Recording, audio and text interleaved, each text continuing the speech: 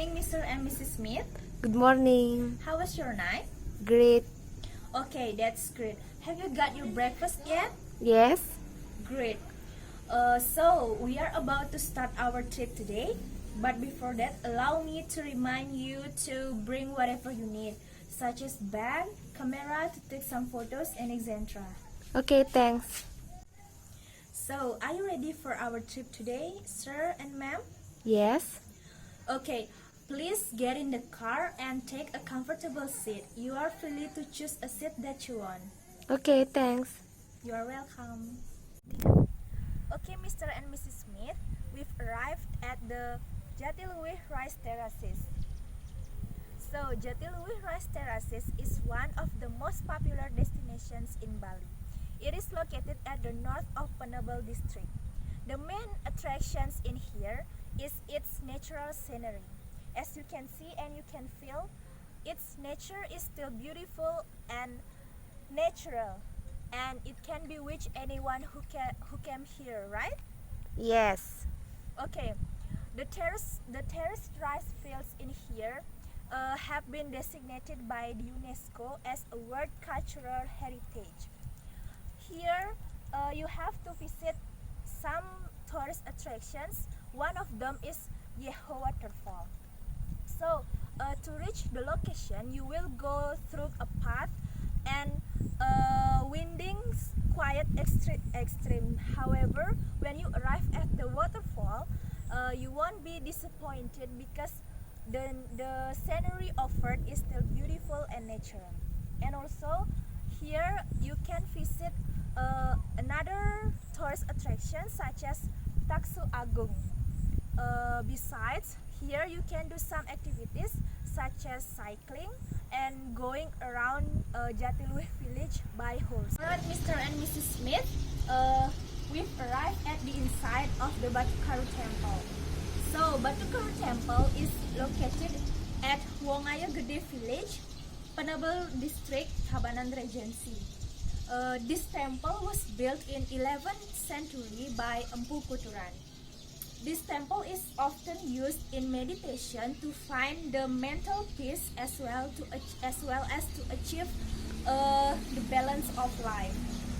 Here we can see several artifacts, namely menhir and also pelinggih kampung.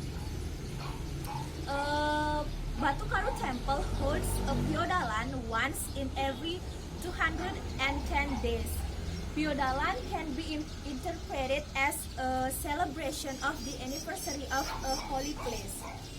So the Biodalan ceremony is usually led by the stakeholder or Jero Kubayan. Here we can find some restaurants, inns, as well as souvenir shops. Alright, Mr. and Mrs. Smith, as you can see, here is the Beratan Lake. So, the main attraction in here lies in the view of the temple named Ulun Danu Beratan Temple in the middle of the lake.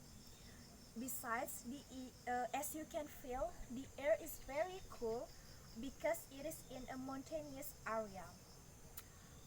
If you go inside, you can see the views of colorful flowers, shady pine trees, and green grass. Besides, you can see several deer there. In addition, you can see some small shops that selling Balinese souvenirs as well as buffet restaurant. Well, Mr. and Mrs. Smith, as you can see, that is a GWK statue or Garuda Wisnu Kencana statue. It is located at Bukit Ungasan, Badung Regency. This statue was inaugurated by the President of Indonesia named Joko Widodo after the construction process, which took up to 28 years. This 121-meter high statue was done by Alam Sutra and sculptor named Nyoman Nuarte. Here, the visitors can see the various performances such as Balinese dance, Barong dance, Kecak Garuda Wisnu, and etc. In addition, The visitors can also get around with the Geweka loop.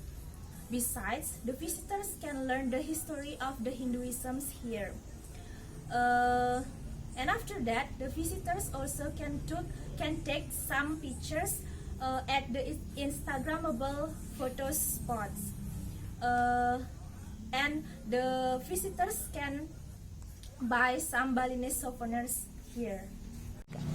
Well, Mr. and Mrs. Smith, this is a Tanah Lot Temple. So, Tanah Lot Temple is located at Tabanan Regency. The Tanah Lot Temple is a temple that is on the large rock of the coast. This temple was built in two different places. One temple is located on a large boulder, and the other temple is located on a cliff jutting into the sea. So, this cliff connects the temple to the mainland. In here, there is a holy snake.